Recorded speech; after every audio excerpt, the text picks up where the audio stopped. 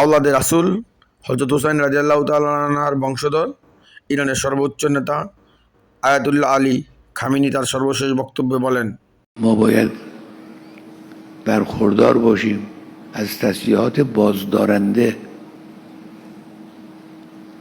اگر یک کشوری تسلیحات بازدارنده نداشته باشه زیر پای دشمنان له میشه.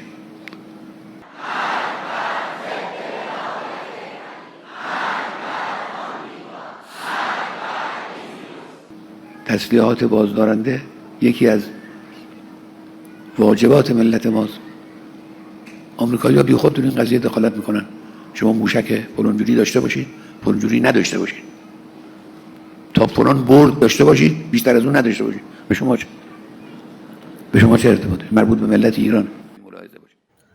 Ayatollah Ali Khamenei তার মৃত্যুর পূর্বে প্রতিটি স্তরে প্রশাসনিকভাবে 3 জন করে সেনাপতি নিয়োগ করেন।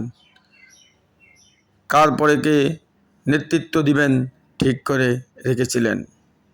এ যেন এক হৃদয় বিদারক দৃশ্য। বিশ্ব মুসলিমকে কাঁদিয়ে না ফেরার দেশে চলে গেলেন বিশ্ব মুসলিমের পথ প্রদর্শক আয়াতুল্লাহ আলী খামেনি, যাকে হাজার বছর মনে রাখবেন বিশ্ব মুসলিম।